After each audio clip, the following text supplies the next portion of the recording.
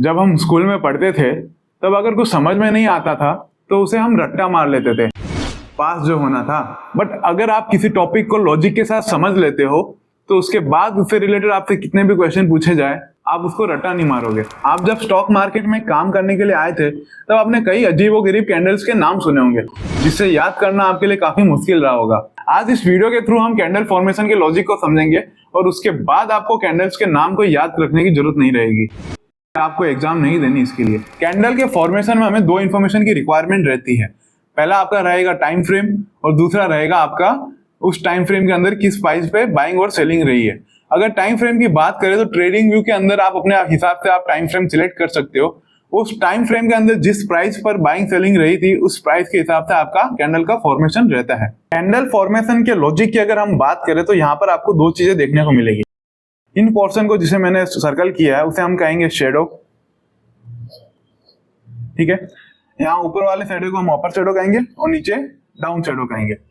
अब यहाँ पर आपको जो ये बीच में पोर्शन दिख रहा है इसे हम कहेंगे बॉडी। कैंडल के फॉर्मेशन में हमें एक चीज ध्यान रखनी है कि जो पोर्शन बड़ा है उसे हमें ज्यादा वेटेज देना है। आपने कई बार देखा होगा कि कैंडल के फॉर्मेशन में बॉडी कभी छोटी रहती है, कभी अपर शेडो नहीं रहता, कभी डाउन शेडो नहीं रहता। इन सब चीजों का एक मीनिंग रहता है, उसे हम डिटेल में समझते हैं। अगर कैंडल फॉर्मेशन में अगर हम बात करें तो बॉडी में जो अपर बॉडी रहती है और डाउन बॉडी का स्टार्टिंग और एंडिंग पॉइंट जो रहेगा या तो ये ओपनिंग प्राइस रहेगा या ये क्लोजिंग प्राइस रहेगा। उसी तरह से यहाँ पे भी रहेगा। अगर एक ओपनिंग प्राइस है तो दूसरा क्लोजिंग प्राइस रहने वाला है। कैंडल में अगर अपर शेडो की बात करें तो उस टाइम फ्रेम का हाई पॉइंट है जो कैंडल का अपर शेडो इंडिकेट करता है। अगर हम डाउन शेडो की बात करें तो डाउन शेडो जो रहेगा आपका वो उस टाइम फ्रेम का लो प्राइस आपको इंडिकेट करता है। आपने कई बार नोट किया होगा कि किसी कैंडल का कलर ग्रीन रहता है, किसी कैंडल का कलर रेड रहता है। सॉफ्टवेयर के हिसाब से ये ब्लैक एंड व्हाइट भी हो सकता है। तो ये किस बेसिस पे रहता है इस चीज को हम समझते हैं। यहाँ पर यहाँ आपके सामने एक एग्जांपल है जिसमें आप देखोगे कि मैंने कुछ प्राइस को यहाँ पे नोट किया है। हम मान लेते हैं ये किसी स्टॉक का उस डे का मूवमेंट है जहां पर उस स्टॉक ने हाई बनाया था 70, लो बनाया था 60, ओपनिंग था उसका 62, क्लोजिंग था उसका 67। अगर इस प्राइस को अगर हम कैंडल के थ्रू ड्रॉ करें तो आपको कुछ इस तरह की इंफॉर्मेशन आपको देखने को मिलेगी। यहाँ पे आप देखोगे कि हाई जो जैसा मैंने आपको बताया था कि अपर शेडो है वो यहाँ पर हाई प्राइस बता रहा है, तो हाई आपका 70 था, लो आपका 60 था, ओपनिंग यहाँ पर आपका 62 आ गया और क्लोजिंग आपका 67 आ गया। अब यहाँ पर अगर आप ध्यान से देखोगे कि ये कैंडल का कलर मैंने ग्रीन दिया था, उसका रीजन ये था कि जो क्लोजिंग प्राइस है वो ओपनिंग प्राइस से हाई थी। इसका मतलब ये हुआ कि जब मार्केट ओपन हुआ था वो 62 पे ओपन हुआ था, लो का 60 का लो बनाया, 70 का हाई बनाया, लेकिन क्लोजिंग उसने 67 जो कि ओपनिंग से हाई है।